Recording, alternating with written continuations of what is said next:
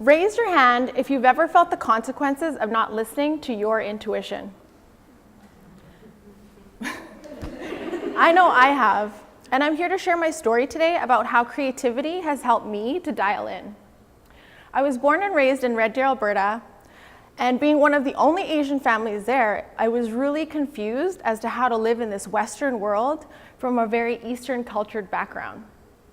Spirituality was something that I didn't understand, and I went looking for it in all the wrong places. I was bullied as a teen. I never felt good enough. I never felt beautiful enough. And by the time I was 18, I was in a very toxic relationship and in one of the darkest times in my life. My parents and I were constantly struggling to understand one another, and I hated what I was taking in school. My emotional pain turned physical, and I found myself with internal bleeding in the hospital. I woke up with 25 staples and 2 tubes coming out of my stomach. 1.5 liters of blood transfused back into me, and no answer as to why it happened.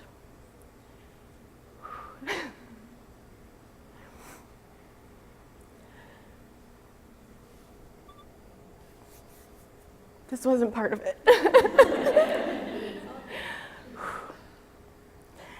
In my recovery, I had this huge urge to paint, so I asked my sweet mom, who's sitting right here,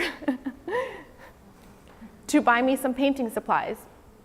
And by fall of the following year, I was in art school, taking some of the first classes I had ever taken since elementary and middle school. So as you can see, it's not super stylized, and I literally had to learn tool by tool while I was in college. At 24, I finished school, and all I wanted to do was run away and see the world.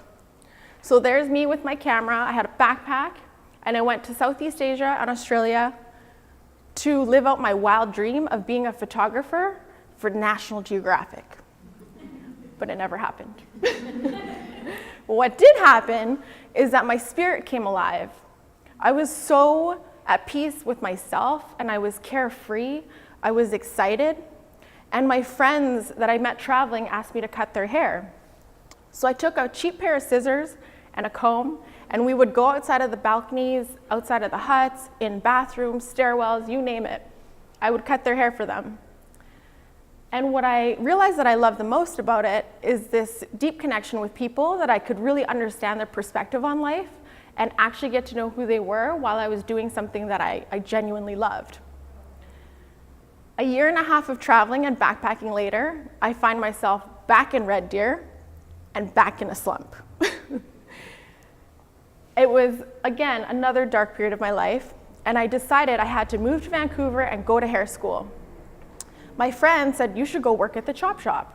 So I obsessively looked online, and I kept thinking, I want to be one of those artists. I moved to Vancouver 2 months into school, and I had kept showing up at their shop until they hired me. That's what happens when you do free work. And since I excelled so fast, 8 months later, I actually opened my own chop shop, Lisa's Chop Shop, in Gastown. With these photos in the back, it was my way of self-exploration beyond what other people thought I should look like and what I should be, and I just did it to self-heal and learned who I was along the way.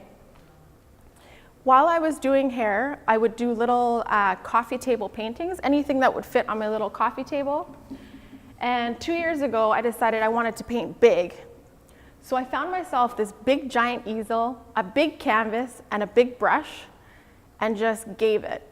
And Rise Up was born. And it's a reminder to myself that no matter what I want in life, I have to just be brave and actually give it and rise into myself, like I am right now. I joined forces with Erica Pang and Amy Stewart, who are here tonight, and we created Spectra. It was my first show since art school, and my body of work was called Return to Love. The whole entire series was about me learning about painting and learning, to use it, and also about myself and ultimately my relationship to life. 2 paintings in specific that I wanted to talk about tonight was Live Love and Reveal to Heal. So I don't know about you guys, but I like to control things sometimes, and that doesn't work. So with these paintings, I was trying to force these images on, and what I realized, I got so frustrated, I just poured paint all over it, and then when I let the freedom and flow guide me, I was able to extract the images out of it as opposed to force it in. And Reveal to Heal was about actually owning my scars and seeing myself as whole and complete instead of feeling like I had to hide my stories. As I was painting more in the studio, I freed myself painting hair as well. And I found my freedom and flow through that and let go of all the systematic ways that school taught me to be. And I just let my hands work like I would with painting. While all this was happening, I had major life decisions to make, and the lease of my shop was coming up for 5 years. Again, I felt a lot of health issues rising up, a lot of anxiety, a lot of pain in my body, and it actually took me back to when I was 19. And I told myself, if I don't do something different in my life, that's probably gonna happen again. So Let Go and Listen was the owl that came out to me, and she told me that I have the wisdom inside of me to just trust myself and make the decisions moving forward, however that needed to be. Ultimately, the whole message is I just wanted to be free of other people's visions of what I need to be.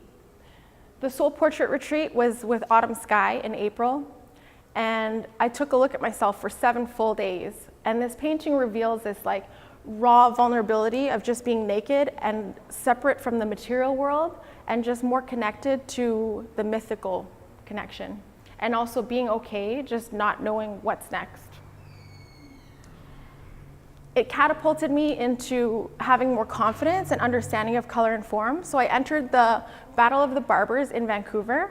And this was huge for me because for the first time in my life, I actually saw myself as an artist. And secondly, because I was able to represent female artists in a very male-dominated world. And it feels really good. The flamingo came out to me, and then it inspired me to create my next painting, which was Ease and Grace. And while I was transitioning through the shop, I struggled a lot. It was really difficult to let go of a lot of things. And what I realized with this painting was I could actually transition with ease and grace because that was a choice I could make. And my last painting, called That Fire in Our Soul, came out with a poem that I would like to read to you.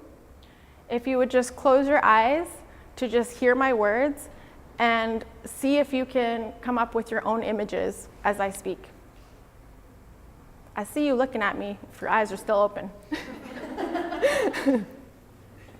I came here to remind us of the highest beauty, the power of our grace, the fierceness we embrace, to trust that we know. With acceptance, we are free to let that fire in our soul be seen. It's brilliantly lit, far beyond the choking constraints of society.